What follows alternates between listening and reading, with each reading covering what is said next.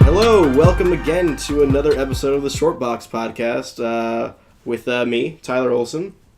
My name is Matthew Murphy. And our guest, who you might have heard before. Yes. Who didn't know this is going to be video recorded. I was not ready for this. So he didn't shave his legs. This is Kevin Maloney. Hi, guys. Hi, How are hello. Yeah, we're back. Yeah. Right, I don't even know if it's going to come out in April. Let's see how long it takes me to edit this. Yeah, we actually have a schedule thing. We have a schedule. We're working on it. Yeah, seriously. And I'm drinking... What are we drinking right now? Let's do some pitches. Oh, God. This is going to continue the idea that we're a problematic podcast. Who cares? Lord Hobo Brewing Company. Love the name. Hobo Life. The Hobo Life Session IPA. We like it. Yeah, it's good. It tastes like... Crisp. No, it doesn't taste refreshing. like hobo. It doesn't... Oh, isn't hobo a problematic word now? I think it is. I think it is. The term is... Derogatory. Vagrant. A fragrant vagrant. Homeless problematic? No. I feel like everything's problematic these days. This is the problematic Fucking cast. liberals, man. It's good though. I'm sorry. I apologize. It's good though. I like it. So, don't worry, we're not gonna... Alex Jones won't show up because it's a video cast. No, before you get a comment, so someone messaged me on Facebook, a listener and a friend was like, I'm going to change you. I'm going to stop this conservative outlook that you have. I don't think that's possible. That I have? No, that I have. That's not possible. Guys, he's playing a character. just a character. Just Alex so you know. Jones. No, so this month we are going to be talking about DC: The New Frontier by Darwyn Cooke with David Stewart on it. Oh, Dave Stewart? Dude, this is the colors. It's some Stewart colors. I'm so used to Dave Stewart coloring just bleak and dark. No, this is anything but. This is completely the opposite of that. Yeah, this is great. Mm-hmm. I've been meaning to read this for years. I've been meaning to finish this for years. It's heavy. Look at this. This is thick. It's daunting. Like when they THICC. when you guys told me that we were doing this, I was like, I got it. Don't worry. Me I too. saw them on my shelf. I was like, it's okay. It took me 3 days. Dude, look at these. These are the ones I have. I have the 2 volumes, and I like your covers on yours. Yeah. Yes. So these are the 2 covers I have, and like it's deceiving. It's very deceiving. It looks like I was like, I can finish that in a day. This is fine. No. And then I get into it. I'm like, oh no, this meeting. I'm going to be late on this. Yes, I binged it. Yes. I read it straight through. I had a sleep in between. Yeah. To mull it over, to digest, to chew, to let it cover my palate. Marinate. To let it to fertilize your eggs. Too much? Too much? Kevin, I like how me and you were both on the same page of letting Matt's stupid comments just float there for a second. Come on. Just a little bit. Do you know when I finished this? Just before you came here? No, car ride over here. All right, yeah, so thoughts. How would you explain this, like, elevator pitch for this? This book is wrapping the world of superheroes and the time during civil rights all in one. Yeah, it's like Cold War Civil Rights era mixed with the DC universe. I wouldn't even call this gold. This was like it wasn't a celebration of the Golden Age. It was a celebration of the Silver Age. Oh yeah. Which I really appreciate because we don't get enough time spotlighting that era. And this is DC Comics. Like for me, when I think about DC Comics, what I think about is Darwyn Cooke drawing New Frontier-esque characters.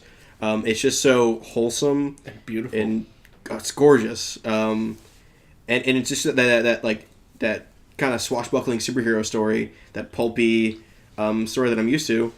It's just without the darkness of it. There's some dark aspects to it. Oh, for sure. But this is just so whole. Yes, I guess. And I think that I described not that. Okay. No, I wasn't not thinking about that. HOLE. No, I know what you meant. W. There's a W before that. Yes, H. there's a Whoa. They need a different pronunciation for those words. Yeah.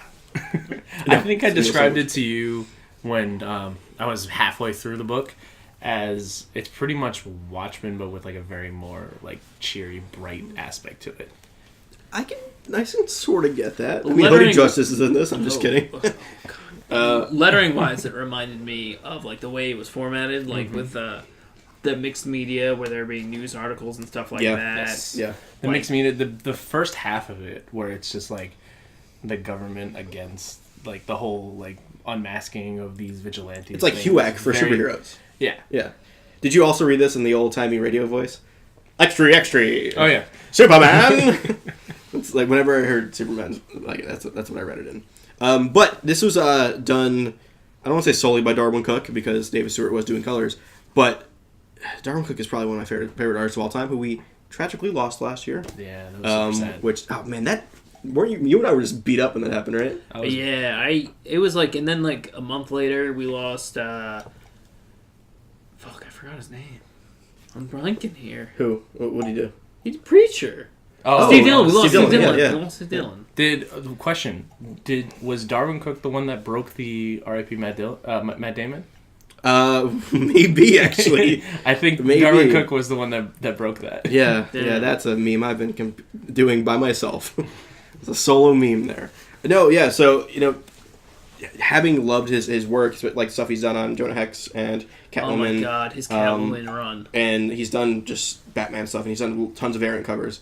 I hated how I never read this. Yeah, me too. I read it earlier this year in like February, and I am also upset with myself as a hardcore DC fanboy. I'm upset that it took me so long to get into this, but worth it. Mostly because it is possibly, in my opinion, the greatest Hal Jordan story. I was about to say told. that too. Yeah, by far. Yeah, it's one of the best like superhero stories, but like it has so much in it.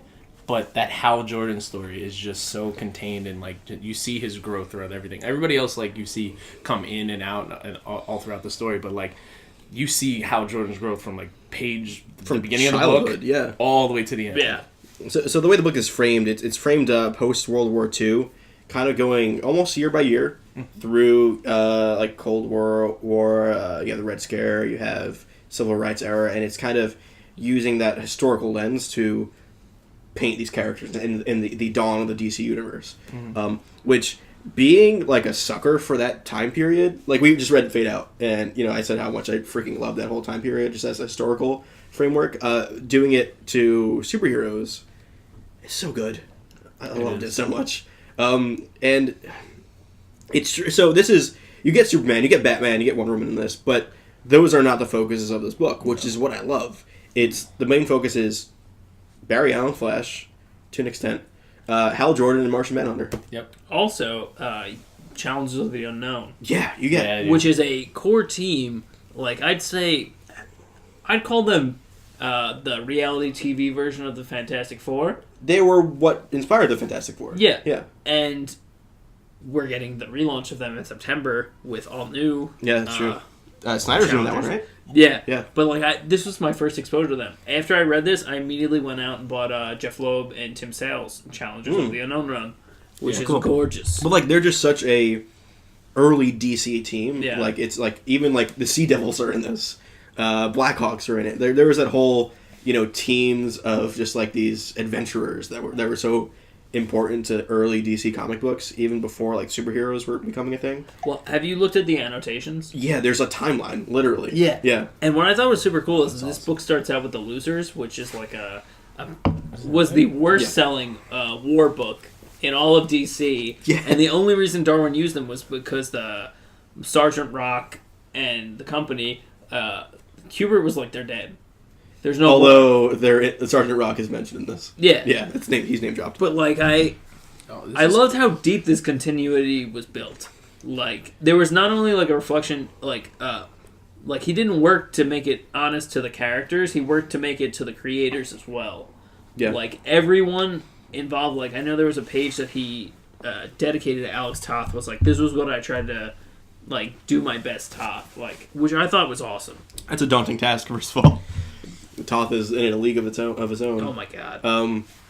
But so I want to talk about the story. Let's just break it down like in the main three things. The Hal Jordan story is fantastic, and it's a Hal Jordan story. It's not a Green Lantern story. No, yeah, the Green Lantern does not come in until like the very, very, very end of this book. Yeah, it's Hal just kind of coming into his own and realizing, you know, like, hey, I want to be a pilot, and I don't want to. He's a pacifist, and he's a pacifist person in the military, which he gets a lot of flack for. And he also shot someone in the face at like the very beginning of the book, and like you see him dealing with the PTSD of being like he doesn't want to make war anymore. Yeah. And like I think that's also one of the coolest things about the Green Lanterns as a whole is they're peacekeepers. They're not warmongers. They're not the manhunters. And I think Darwyn got the true spirit of the Green Lanterns in a way that we really don't get to see anymore.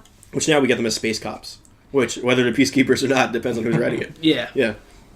And the whole book led up to that. Like, it wasn't like, oh, that was just the one thing. It's like, okay, that's why we chose him as Green Lantern, because he's this guy. Like, no, all of his story led up into him becoming that. And you don't even, like, it's almost like they understand what the origin of Green Lantern is, because we get, like, Abin Sur and that crash site for maybe a page. Like, it's not even a focus of that. Yeah, it's mostly him coming into his own as a person. Yeah. More than anything. And then we also have Barry in this, which... The Barry story is real interesting in this to me.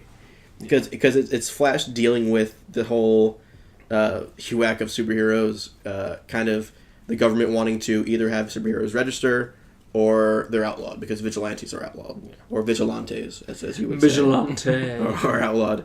And it's him coming to grips with that because, like, he loves being the Flash, and in this world, Jay Garrick was a Flash who had died already. So he's kind of continuing this legacy, which...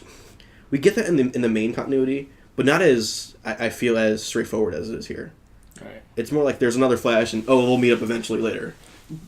Yeah, and that's one of the main things I liked about the Flash pre-New 52, pre-Rebirth, is that everyone earned their stripes. Like, from Jay to Barry to Wally to Bart, everyone sort of came into their own and became their own Flash.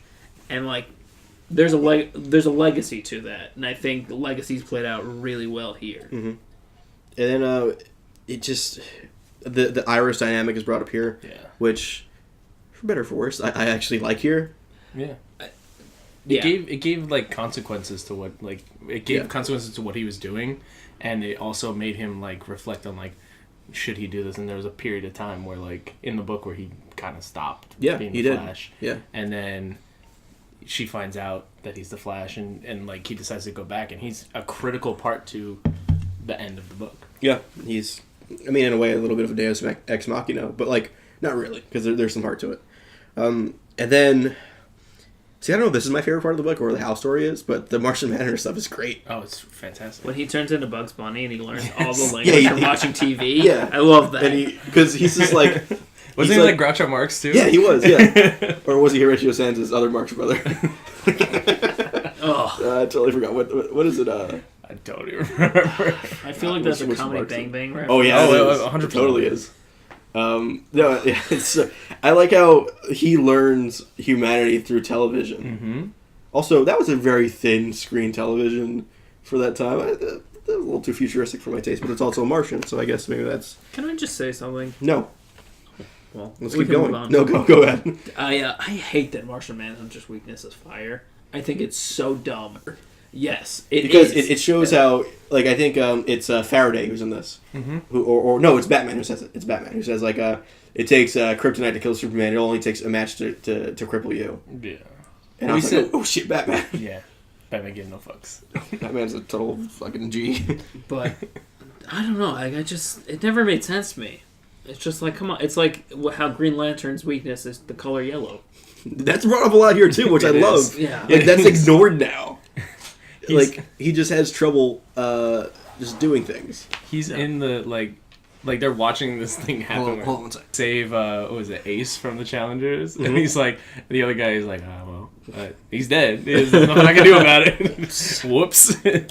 So that's one thing that, like, you guys mentioned I didn't get to say before, is that there's a whole lot of, like you guys said, DC in this book. And as someone who doesn't have I was just about to ask you that. Yeah. a very like Are you a backstory, like if the question is given to you, are you a DC or Marvel guy? I choose Marvel because I have a better You motherfucker. I have a better understanding of the Marvel universe than I do. Well, because there's more movies, I guess. It's more in the pop culture. Well, that and also like as a kid, I would be able to like understand. My man. What's interesting about that? There's a Stan Lee quote that comes back to me, or like a quote about Stan Lee. Stanley Lee. Go ahead.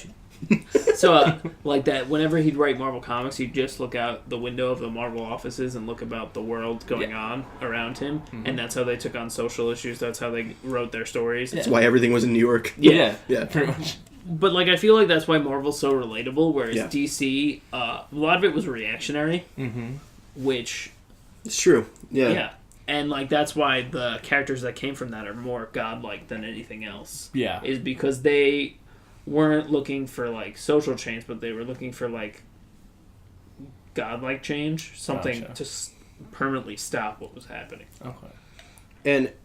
And that's why like Superman's a character there. Yeah. He's the solution as opposed to like the reflection of what's going on. But this is where I think DC works best. It's when you can look back and kind of firmly plant this history with a timeline going forward, where things can grow and there's actually some forward momentum when it comes to the characters and how they evolve. Like Wonder Woman, this is a hard-assed Oh, I have a question. liberator. About Wonder Woman. Oh, go ahead. Matt, Yeah. what is Wonder Woman's design in this book? Like, is she like Charlotte Flair for you? Yes. And you know what I mean? Yes. She's an Amazonian. I'm It's into Matt's it. type. You're into it? Yes. Wonder Woman can But- easily break his neck. But here's the thing that I enjoy about I this like how book. that's become a joke, you know, and like we don't It's know not. if It's not a joke. The amount of Charlotte Flair Instagram posts you send us. Sorry, Claire, if you're listening, snap my neck. And me. But that's one thing that I remember when I first picked up this book that jumped out to me was the first introduction of Wonder Woman is that she's in a bar and Superman shows up and she's taller and bigger than Superman, and like Yeah. even though I've seen like Wonder Woman in a bunch of books, I've never seen her really kind of drawn that way. And it was awesome because she just looked like she was powerful, and like Superman tried to come in and like tell her like what she had to Trying do. to She's G up like, to her, and she was she's like, "Fuck "Fuck no, no." fuck out of here! What are you talking about?" Drinking with these liberated Vietnamese women. But that's why like I like it, and I like what Darwyn does in this book is that a lot of like times with Superman, it's all about perspective, and because he's right in America's hands, like he plays up to what the American government wants, which is why so many other he's people. the focal point. Everybody's Well, like he's all eyes are on he's him. he's the company man. Yeah, everyone's looking down at him. Whereas when you think of Superman, you want everyone to look up to him, Right. which I think is cool. Like another huge character is Batman, even though he's not very huge in this book. No, But he does have evolution in this book as well. Yep. So Batman starts off as the long-eared, purple-gloved Batman. Which is Prince?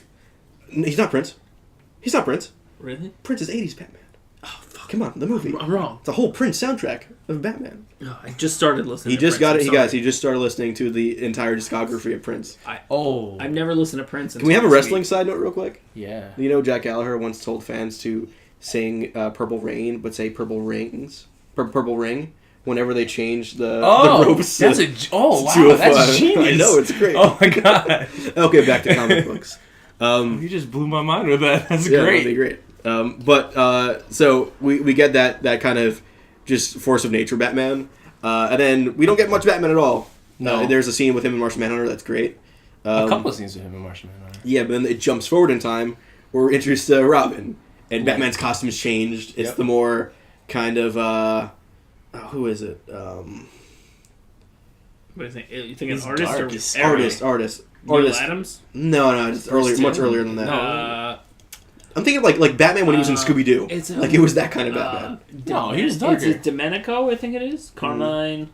Carmine DiDomenico, the current artist. No, oh wait, no, no, the other guy, the other Carmine. I don't remember. No. Oh, yeah, I know who you're talking Yeah. about. I thought he did Flash. I don't know. My DC knowledge is off. And but- also, Robin is going back to wrestling for just 1 second.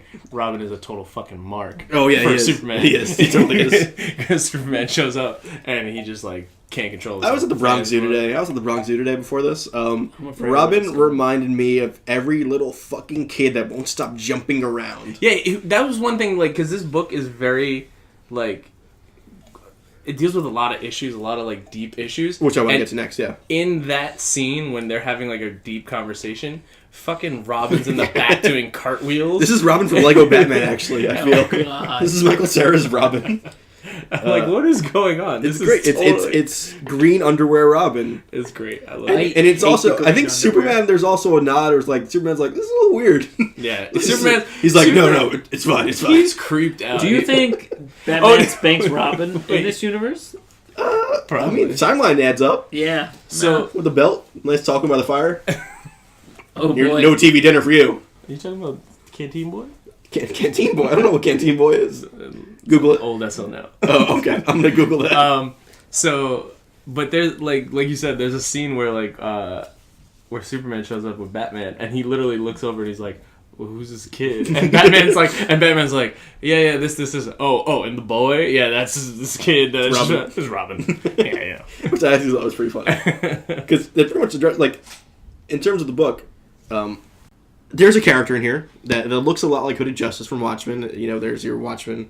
I feel dumb saying it was like Watchmen. No, I agree with you. There's mixed media. It's set in a time period. It's a deconstruction of superheroes.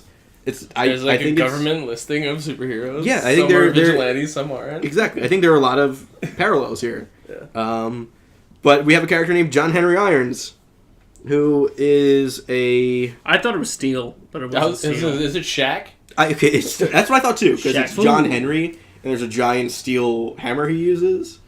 But so John Henry is, I think it's either a song or it's a story or it's a an poem. actual story, and it's an actual like character from folklore. Yeah, but he's a black man. He's a steel driving man. He's a steel driving man who I guess his family was killed by the KKK, and he was left for dead with a noose around his neck. Yeah. But he survived and he became a vigilante for black men. Yeah. Or for just black people in general. And throughout the book, we kind of see these quick glimpses of what's going on with him, while the folklore story is being told in the background. And it's completely separate from the main story. Yeah. They're like quick little looks into Snippets. little snippets into this separate story. Mm-hmm. But like this is where it got bleak and dark, and it just like really was sad at the end because nothing good happens to him. No, It's the one of little those white girl's a things- snitch. Jesus It's true. Christ. Though. It's true. She's a fucking snitch. But I think this is what they kind of needed in a way, Yeah. because as much as the Silver Age was like bright and shiny, and like the heroes did come and save, like if you're gonna do a reflection of the world at that time, there's a lot of hate going on. Yeah. Oh yeah. It's also the early DC universe is way too white, which wasn't a reflection of what was going on. I mean, like there wasn't representation because of the socio background like that was going on at the time. That's definitely true. And especially when it came to like superheroes and stuff, comic books and TV, there wasn't representation. So this is him kind of retroactively putting that representation in it. And then like you said, like it's kind of separate from the main story. There's no real connection to it. It's just like this is what's happening. And he doesn't even make it to the end to meet up with our main cast. Well, yeah. Like when he dies, like you see everyone reacting to it because there's like a newscast talking about his death, and showing what happened to him and his family, and how like the KKK blamed him for his family's death, and like Classic KKK. classic KKK. Is that classic with a K? Has to be. Coca-Cola classic. Oh, God. Is that KKK too? It might be. Oh, no. I thought the KKK was Pepsi. Oh, wait. Oh, God. No, he's got to give him a Pepsi in the front. No. You just give the KKK a Pepsi. And they're good. Racism Good. over. Done. Ended. My God. But, and then, like, the thing is, like, his death is then overshadowed by the end of the world happening. Yeah. Which, again, is just Classic. appropriate. It's appropriate. I mean, it's Classic appropriate, KKK. but it's messed up. Classic white Classic men KKK. trying to save the world and overshadowing the death of I think black you're right men. on that Pepsi thing. About it being the KKK. Why? Because who did they get in their commercial? Kendall Jenner. Oh, no. The case. The case! It adds up. I need more of my hobo beer. I'm just saying. This is where we rip off our shirts and start screaming into the mic. Yeah. Alex Jones style. Well, you know the Kardashians are all KKK members. They are. There's no you have no proof that They they're said not. there wouldn't be any Alex Jones. There's Didn't no anyway. proof. No, you said I couldn't talk about conspiracies because I had a question, but I didn't. Oh yes, I did tell you that. Not Let's not go there. You want to talk? So we did actually have a question for the show. We do. Our friend Marco from the Comics Pals posted a question on Instagram. If there's one character or team from this era that you'd like to see a solo or miniseries of, who would it be?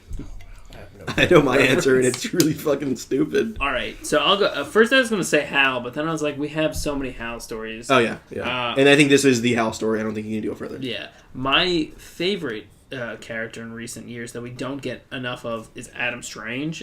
And Yes. I'd love to see an Adam Strange book in So this style. I actually want to talk about that because there is an Adam Strange story, barely, but it's like a plot thread hanging in the background that the government, instead of, I guess, he wouldn't register with them, and they couldn't get rid of him, so they just put him in an insane asylum, which it's Arkham actually. He's put in with Dr. Thompson, which is a cool little callback there.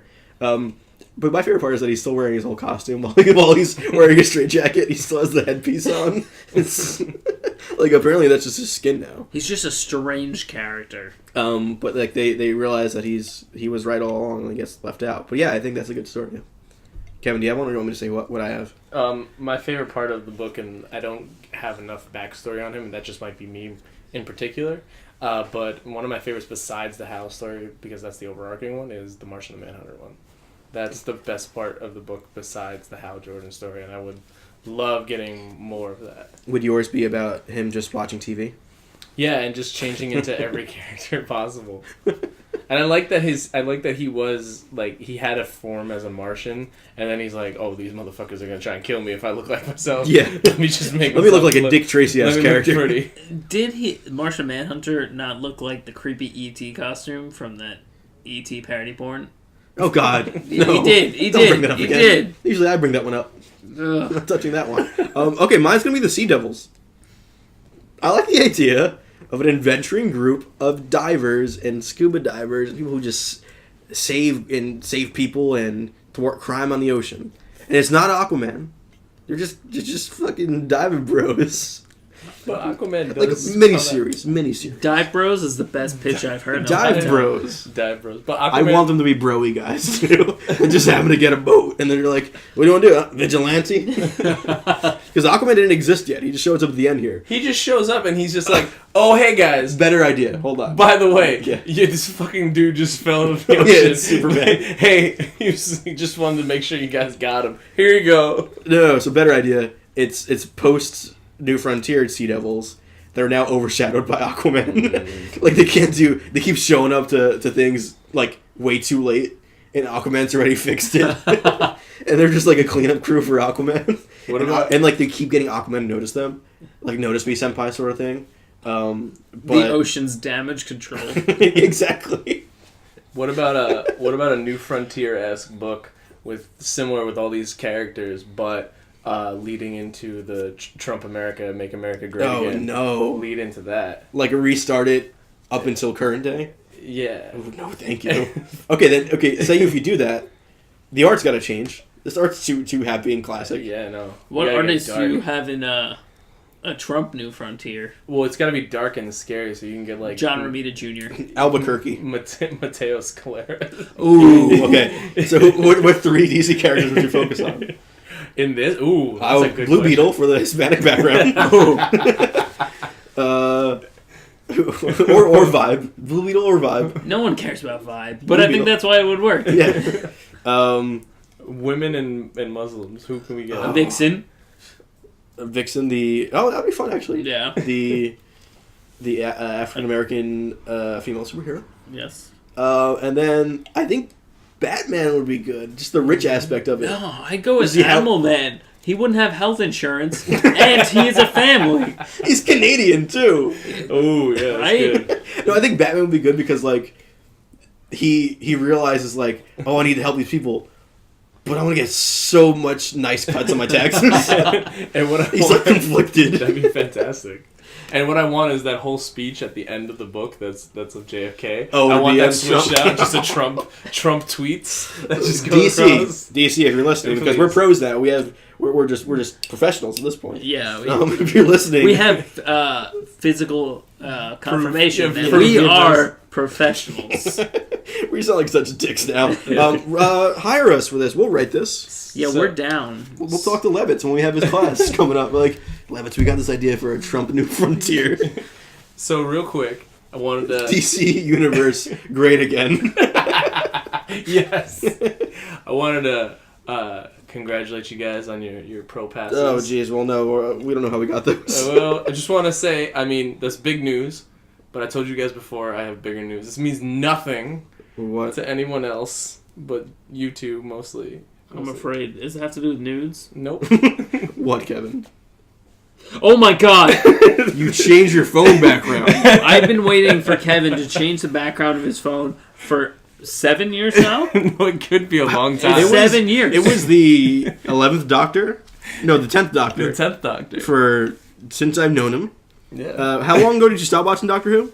Oh, Since the 10th Doctor? No. I watched up until Peter Capaldi, and I watched some of Peter Capaldi, and I didn't. I'm back in it, actually. I He like looks it. like a creepy I gotta watch it. grandma. No, it's actually pretty good now. I gotta watch it. And now 'cause- you changed it to LCD sound system. Yeah, I mean it's still boring. It's Kevin, still Kevin having another dude on this phone. Aesthetically, it works. I like how you really stress the ass and aesthetically. Aesthetic. It's a very interesting approach to things. I'm obsessed with butts. What can I say? So any other final thoughts about DC's New Frontier? the last. Pick it up. I feel Yes. like it's one of those things where like we can talk about it, but like breaking it down and going into full spoilers with it it'll take away the magic of reading it for the first time. Mm-hmm. And I like that we can just sit down and like talk about it. You notice how I didn't mention the actual villain of the story? Because I don't want to, because the build up to it is great. Yeah.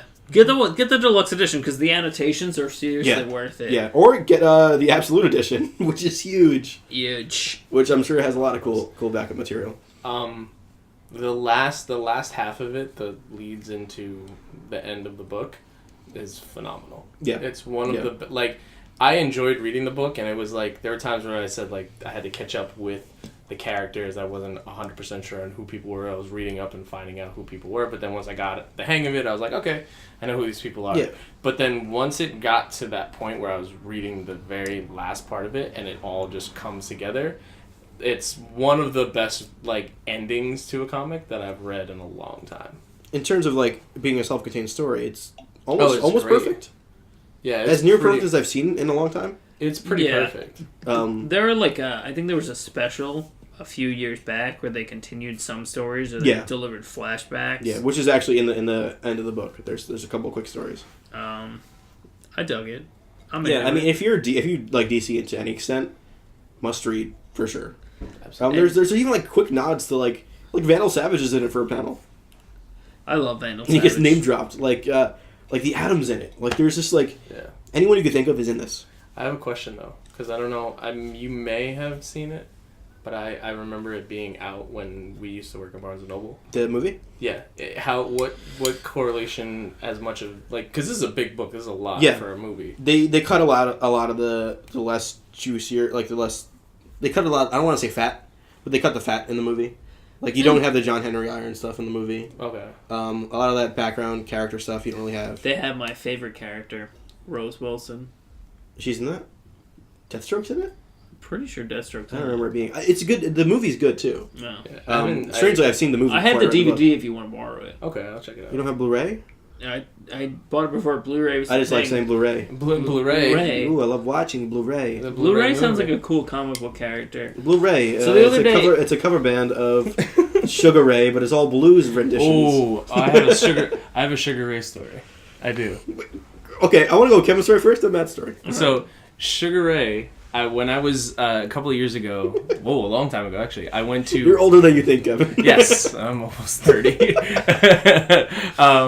I went to Walt Disney World, and when I was in Disney World, I went to Epcot, and Epcot has a America Pavilion. Oh God! And at the America Pavilion, they have a place where bands can play, and Sugar Ray was there, and there was so I guess Sugar Ray played 2 shows, and they were playing at once, and then they had like a small, I don't know why the fuck they made this because there's no need for it, a little line so that you can line up for the next show, because you know that's gonna wrap around the fucking block. Oh, for sure. Yeah. And but I remember specifically, I think this is when I went with Vinny, I remember specifically there was one fat white kid at the front of the line. It wasn't a mirror, right? The only one. Oh, damn. the only fat white kid in the front, and he was jamming so hard to these Sugar Ray songs, and not the Sugar Ray like classic songs, like new wave Sugar Ray, the deep cut Sugar Ray, and was like completely into it. And I was just like, I stayed in that part of Epcot. Like I could have gone around. Were you just watching the kid the whole time? I sat there and I was like, this is the most fascinating thing I've ever seen in my entire life. A Sugar Ray mark. This kid was just losing. He was Was he a Mark McGrath for Sugar Ray? It's like a Sugar Ray, right? Mark McGrath, right, yeah. Okay. And he has the frosted tips and the not the kid. No, but Mark McGrath does. This but is like, pre Sharknado 3. But I'm looking at him just like, where's this kid from? Hey, what they was have his upbringing? they have their fans. Oh man, They like have their fans. that's something I will never forget. That kid came to Disney World for Sugar Ray. He came like you got Space Mountain, you got Splash Mountain. Even at Epcot, you got Spaceship Earth. He wasn't getting wet at Splash Mountain. He was getting wet at the Sugar Ray concert. Yeah, he was getting super wet at the Sugar Ray Matt, concert. did you have a story too? Or were we just done? I'm sorry. Were we just done? I'm good with it. All right, guys. That's been the Shortbox / Sugar Ray podcast. You can follow me at the Tyler Olson on Instagram and Facebook, or in Twitter. Don't go to my Facebook. Don't. You can follow me at Matthew P.L. Murphy on Instagram and Twitter. You can add me on Facebook, but only if you tell me a funny story ahead of time. Okay. I thought that was gonna go way darker. Yeah. I thought that was gonna go into like. Tell you me can a add me on story. Facebook only if Only if you you're send me pics of toes. only if you're Not on feet. only if you're a really tall woman and you're going to snap my neck. Can you add me on Facebook?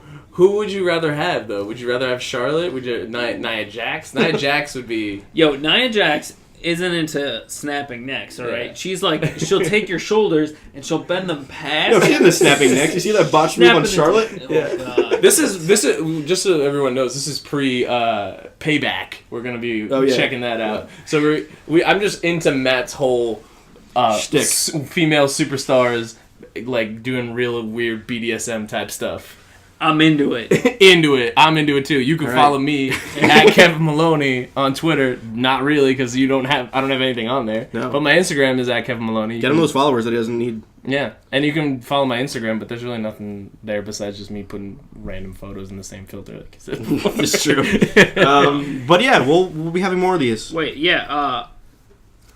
Longbox Podcast, Instagram, Twitter, and Tumblr. Our website, longboxpodcast.com. Consistency. Guardians of the Galaxy podcast coming later this week, which Kevin will be a guest on. Yeah. We'll have a regular weekly episode next week. As requested by our friend Kel Ward, we will have timestamps, so we won't spoil for trade winners. Yes, yes. Oh, maybe I'll mess it up on purpose to mess with you guys. Yeah. All right, guys. We'll see you. We're going to watch some wrestling. Have some fun. Yeah, we're going to wrestle each other while watching wrestling. Yeah. Into it. Naked. Too sweet.